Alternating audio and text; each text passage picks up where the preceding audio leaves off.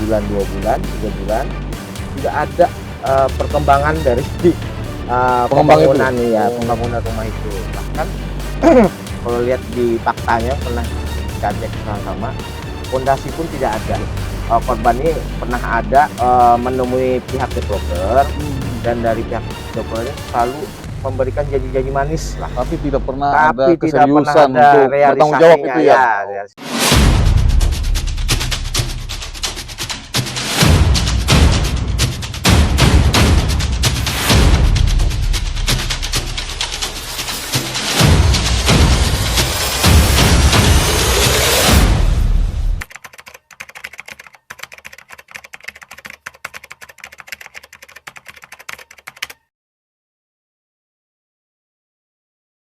Assalamualaikum warahmatullahi wabarakatuh. Waalaikumsalam warahmatullahi wabarakatuh. Salam sahabat Kalibata, salam penegakan hukum. Hari ini kita mau bincang-bincang nih dengan Bang Jul, praktisi. Ini lagi habis sidang tipikor nih Bang Jul ya? Ya, tadi habis sidang tipikor. Jadi begini, sahabat Kalibata, hari ini kita membahas mengenai developer nakal Bang Jul. Ya. Pengembang yang nakal, yang banyak meresahkan dan merugikan masyarakat yang pengen punya rumah. Konsumen perumahan. Ya. Jadi kita dapat informasi nih, Bang Jul ada mendampingi masyarakat yang menjadi korban developer nakal tadi. Bisa diceritakan dulu Bang Jul? Ya, terima kasih Bung Parlin atas waktu dan kesempatannya menghadirkan saya di sini terkait permasalahan tersebut. Untuk korban sendiri itu jumlahnya mungkin ratusan ada itu. Wow, jadi fantastis yang ya, ratusan lah. Jadi untuk kami khususnya, kalau kami 3 orang korban lah, atas nama Pak Tupeli, Ibu Dokter Paulin, sama Wahyudi Harmoko. Ini yang korban ini ya? Yang Bang Jul damping ini? Ya, untuk posisi kasusnya sendiri, ini memang di situ kita lihat memang ada perjanjian kan, perjanjian bahwasanya di situ awalnya klien Bang Jul pesan rumah nih. Ya, awalnya kan melihat ada promosi di media sosial, ada brosur juga kan, pihak developer ini menawarkan rumah tipe macam-macam lah, variasi tipenya. Terus di situ dengan harga promo. Terus ketiga korban ini ya tertarik lah atas. Kemudian klien Bang Jul sudah membayar DP nih ya? Sudah membayar DP. Dan bayarnya pun sudah lunas. Sudah lunas Bang Jul? Sudah lunas. Terus kelanjutan dari itu, setelah membayar lunas, diajaklah oleh pengembang ini ke notaris untuk tanda tangan akta jual beli lah. Di situ bayar lunas, akta jual beli di hadapan notaris. Nah, dalam perkembangannya setelah membayar lunas dan ada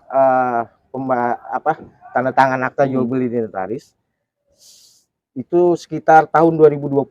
2020 ya.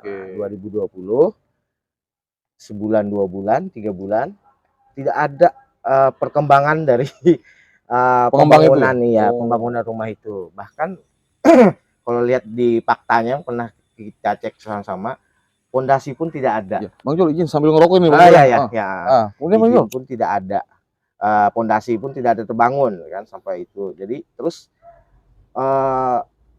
pihak korban ini terus gelisah. Nanya nih, mana nih? Padahal kan kita sudah bayar lunas, bayar lunas, semacam ya. Kalau dilihat itu sih, kalau kami telaah dari posisi kasus itu, memang dilihat ada sisi perdatanya kan, perdata dilihat dari sisi perjanjiannya. Cuma gini Bang Jul, saya potong dulu Bang Jul. Itu kan yang saya dengar itu Bang Jul atau klien Bang Jul sudah melapor ke Polda ya terkait persoalan ini. Kalau ya izin pengen merokok aja. Kalau untuk melapor ya memang sudah ada melapor, cuma kan untuk proses yang sebelumnya memang dari pihak korban ini pernah ada menemui pihak developer, dan dari pihak developer ini selalu memberikan janji-janji manis lah. Tapi tidak pernah ada Tapi tidak pernah keseriusan ada untuk bertanggung jawab realisasinya, itu ya. realisasinya tidak ada, sehingga sampailah kepada titik jenuh dan Persoalan hukumnya melaporkan itu, ke Polda. melaporkanlah ke Polda. Ya, jadi gini Bang Jul, ini kan kita bicara pengembang, kategori lah kita sebut saja ini pengembang nakal. Ya. Sepengetahuan Bang Jul ini ada tidak informasi bahwa persoalan ini juga sampai ke, katakan di sini ada namanya Asosiasi Real Estate Indonesia ke wilayah Kalteng. Ada tidak persoalan yang sudah disampaikan dari pengetahuan Bang Jul aja lah? Oh, untuk ke sepengetahuan kami ya belum ada sampai belum sampai ke sana ya, belum sampai ke sana. Karena kalau lihat dari ininya kan pihak perusahaannya ada punya nama, kan sudah ada kantornya langsung di situ. Ya. Baik Bang Jul. Jadi kalau tadi cerita 2020 sudah dilunasi hanya bermodalkan karena percaya. Ya. Kemudian karena ada brosur, ada iklan lah tersebut. Padahal pada saat itu bangunan rumah belum dibangun ya, belum ada sama sekali. Jadi sahabat Kalibata, proses pengembang atau developer ini sekarang lagi marak. Ada istilah pre-project selling, artinya penjualan perumahan atau pengembang itu dia hanya menjual bermodalkan gambar atau brosur, ya. Sementara bangunan belum dibangun, belum ada. Ya, itu istilahnya pre-project selling. Nah gini Bang Jul, ini kan saya tertarik nih, yang dilaporkan di Polda ini terkait pidana apa nih dari Bang Jul ini sebagai pendamping? Kalau untuk yang kita laporkan ya penipuan. Oke, 378 ya, 378 KUH pidana ya. Karena di situ jelas, walaupun di situ ada perjanjiannya di atas akta, cuman itu kayaknya modus. Iya. Modus karena tindak pidananya itu dibalut dengan perjanjiannya itu, kedok lah. Kedok, iya jadi. Gitu Bang Jul. Di perjanjian itu kalau kami lihat ada mengandung unsur dualing bedrock lah. Oh, dualing bedrock. Ya, selain itu juga Bang Jul, ini kan saya senang juga nih mengoprek-oprek masalah hukum lah kan. Ini kan kita bicara hubungan klien Bang Jul selaku konsumen. Iya. Kemudian developer atau pengembang ini kan selaku pelaku usaha. Iya. Nah, seharusnya kan persoalan ini juga bisa menjadi ranah tindak pidana Undang-Undang Perlindungan Konsumen. Iya. Karena saya ada ketentuan di pasal 9 Undang-Undang 8 tahun 1999 tentang perlindungan konsumen. Ada perbuatan pelaku usaha yang dilarang. Salah satunya adalah menawarkan, menjual atau mempromosikan atau mengiklankan barang atau jasa yang seolah-olah ada. Ya. Nah, hari ini kan kita bahas rumahnya belum pernah ada. Belum pernah ada. Ya. Ya, sementara ditawarkan hanya brosur, ya, kemudian hanya iklan, kemudian hanya janji, dibalut dengan seolah-olah ada ikatan di notaris saja kan. Nah, padahal rumahnya tidak pernah ada sampai sekarang kan. Nah, jadi kalau kembali ke tindak pidana perlindungan konsumen, di situ ada tindak pidana, ancaman pidananya terkait perbuatan yang pelaku usaha yang menawarkan barang atau jasa yang seolah ada padahal tidak ada. Itu ancaman pidananya ada di pasal 62 itu 5 tahun Bang Jul. 5 tahun. Dan kemudian juga di pasal 63 Undang-Undang Perlindungan Konsumen juga ada sanksi selain pidana, ada sanksi tambahan. Di situ salah satu sanksi tambahannya adalah penuntutan ganti rugi. Nah, jadi setidaknya melalui bincang singkat ini jadi bahan juga buat penyidik Polda Kalteng. Tadi 378 KUH pidana tentang penipuannya. Ya kita juga berharap ketika ada persoalan nasabah atau masyarakat yang pengen beli rumah sudah bayar, baik itu DP maupun lunas, juga bisa diterapkan dengan Undang-Undang Perlindungan Konsumen. Ya. Undang-Undang Perlindungan Konsumen supaya developer atau pengembang yang pelaku usaha nakal ini jangan sampai membuat kerugian bagi masyarakat dan meresahkan. Betul. Ya, khususnya warga Kota Palangkaraya.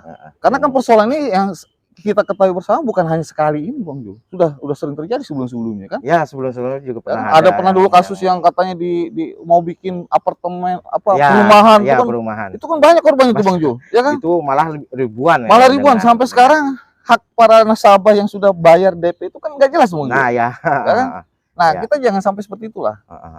Jadi ini sebagai harapan Bang Jul selaku pendamping terkait persoalan ini, apa yang Bang Jul bisa sampaikan? Ya, terima kasih ya. Untuk yang masalah yang laporan kami kemarin itu prosesnya kan sudah ya dapat dikatakan sudah hampir setahun lah kami masukkan itu sekitar bulan November 2021. Dalam prosesnya itu pihak klien kami juga membuka lah apa itu yang dinamakan restoratif justice. Nah, dalam perkembangannya setelah ini dari pihak penyidik sudah berkoordinasi segala macam, pihak terlapor yang pihak pengembang tadi developer ini adalah menjanjikan adanya pengembalian sekitar bulan Agustus.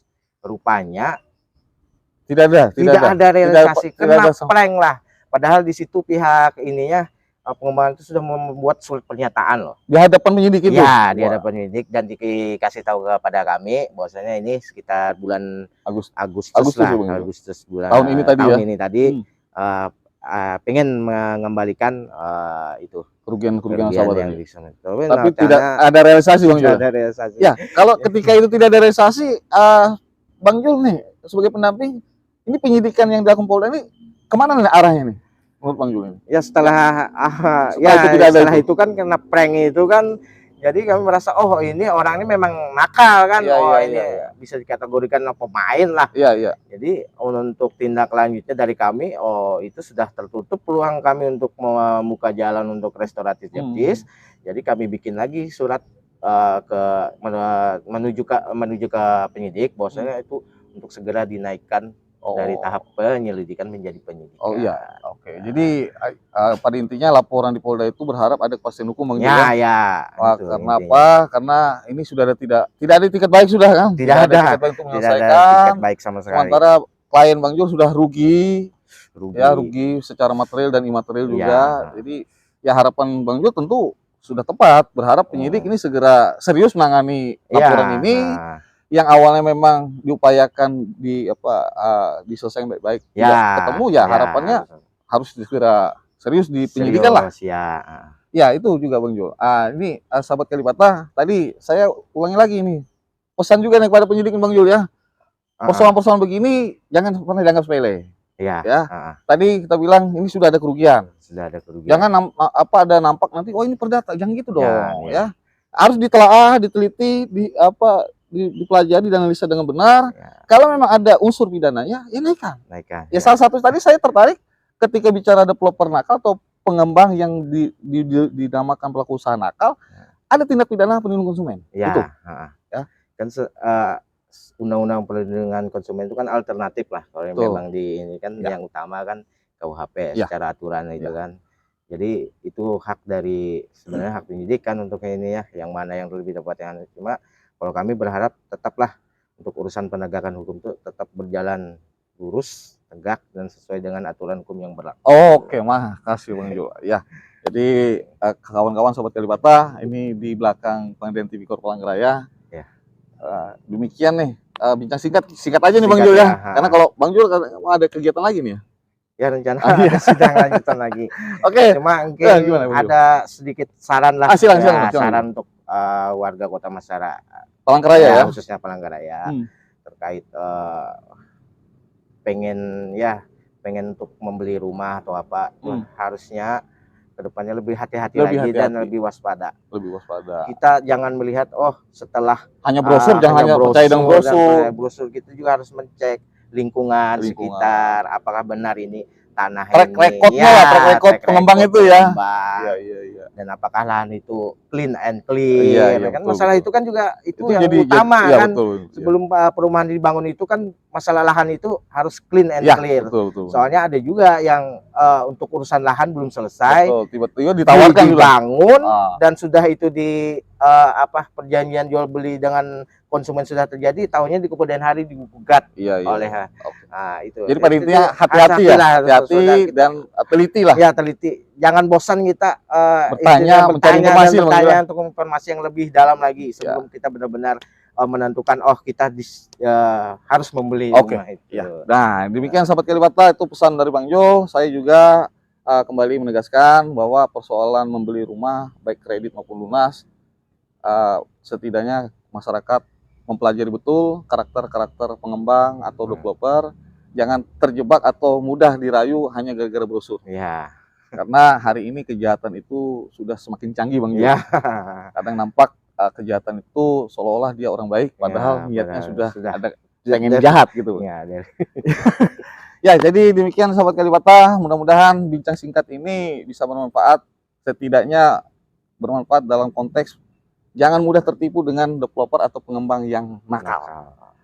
Sekian saya ucapkan, wassalamualaikum warahmatullahi wabarakatuh. Salam penegakan hukum sahabat Kalibata.